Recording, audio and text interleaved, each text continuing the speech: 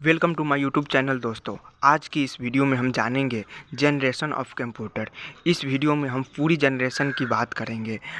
Full detail इस video में बताने वाले हैं, तो वीडियो को स्टार्ट करते हैं। फर्स्ट जनरेशन ऑफ कंप्यूटर 1946 से 1959 तक रहा। पहली पीढ़ी के कंप्यूटर साइज में काफ़ी बड़े हुआ करते थे। आप इनके साइज़ का अंदाज़ा इसी बात से लगा सकते हैं कि इन कंप्यूटरों को रखने के लिए एक कमरे की ज़रूरत पड़ती थी। पहली पीढ़ी की शुरुआत 1946 में हुई और इसका अंत 1959 में हुआ। इस पीढ़ी के कंप्यूटरों में कांच के बने वैक्यूम ट्यूब का प्रयोग किया जाता था। इसमें हज़ारों की संख्या में वैक्यूम ट्यूब का इस्तेमाल किया जाता था, इसलिए इन कंप्यूटरों का आकार बहुत बड़ा होता था। पहली पीढ़ी के कंप्यूटर इतने एडवांस और मॉडर्न नहीं हुआ करते थे। इनमें काफ़ी कमियां थी। ये कंप्यूटर काम करते वक्त जल्दी गर्म हो जाता था और विश्वसनीय नहीं हुआ करता था।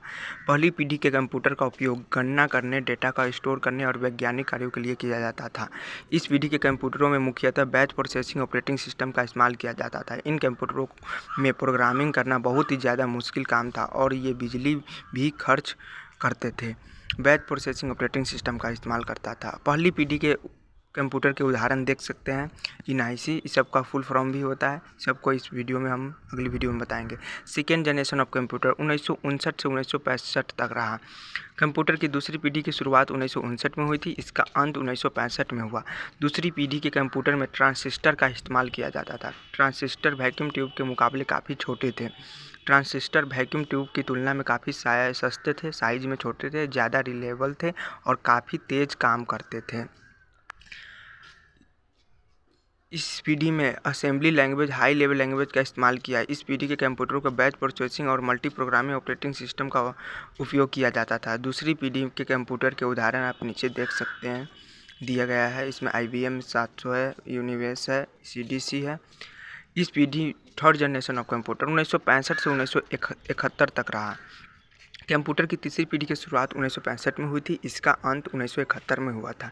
तीसरी पीढ़ी आने तक कंप्यूटर क्षेत्र में काफ़ी विकास हो चुका था। इस पीढ़ी में कंप्यूटर और भी ज़्यादा एडवांस और मॉडर्न हो गया। तीसरी पीढ़ी के कंप्यूटर के अंदर ट्रांजिस्टर IC का इस्तेमाल किया जाता था। IC इंटीग्रेटेड सर्किट इसका फुल फॉर्म होता है। कंप्यूटर की इंटीग्रेटेड चिप आने के कारण कंप्यूटर का साइज काफ़ी छोटा हो गया था। इसके साथ साथ मेमोरी की क्षमता भी काफ़ी ज़्यादा बढ़ गई थी। इस पीढ़ी में टाइम शेयरिंग और मल्टी प्रोग्रामिंग ऑपरेटिंग सिस्टम का उपयोग किया जाता था। इस पीढ़ी में हाई लेवल जैसे कोबोल, पास्कल आदि का यूज किया जाता था। तीसरी पीढ़ी के उदाहरण देख सकते हैं, नीचे दिया गया हुआ है। फोर्थ जनरेशन ऑफ कंप्यूटर 1971 से 1980 तक रहा। कंप्यूटर की चौथी पीढ़ी की शुरुआत 1971 में हुई थी। इसका अंत 1980 में हुआ। कंप्यूटर की चौथी पीढ़ी में IC की जगह माइक्रो प्रोसेसर का इस्तेमाल किया जाता था। माइक्रो प्रोसेसर में हमारे बहुत सारे LCI सर्किट होते थे। चौथी पीढ़ी आने के बाद कंप्यूटर भी ज़्यादा आधुनिक हो गए। इस पीढ़ी के आते ही कंप्यूटर काम करने की क्षमता, स्पीड दोनों बढ़ गई। इस पीढ़ी में real time, time sharing, distributed operating system का इस्तेमाल किया जाता था। इन जनरेशन में कंप्यूटर के छोटे साइज में भी काफ़ी ज़्यादा फीचर उपलब्ध करवा दिए गए, यानी कह सकते हैं कि इसका साइज काफ़ी छोटा हो गया और इसके साथ साथ कंप्यूटर के सारे फीचर इंस्टॉल हो गए। इस पीढ़ी में कंप्यूटर के हाई लेवल लैंग्वेज जैसे C++ आदि को सपोर्ट करते थे। चौथी पीढ़ी कंप्यूटर के उदाहरण हो गए माइक्रेल है, IBM 5100, अल्टेयर है 800। फिफ्थ जनरेशन ऑफ कंप्यूटर जो 1980 से अभी प्रेजेंट तक है।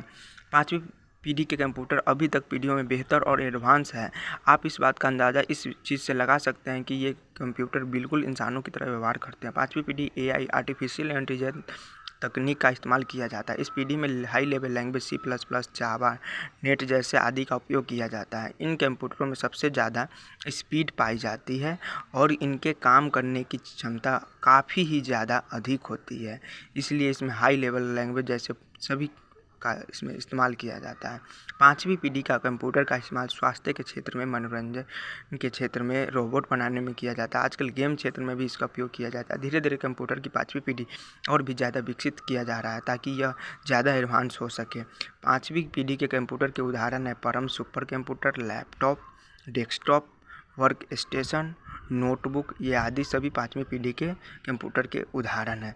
जनरेशन ऑफ कंप्यूटर इस वीडियो में हमने पूरी जानकारी हासिल की। अगर कोई दिक्कत हो तो नीचे कमेंट करना ना भूलें। अगर वीडियो अच्छी लगी हो तो वीडियो को लाइक करें और अगर चैनल पे नए नए हैं तो चैनल को सब्सक्राइब कर लें ताकि ऐसे नए नए वीडियो आप तक पहुंचते रहें।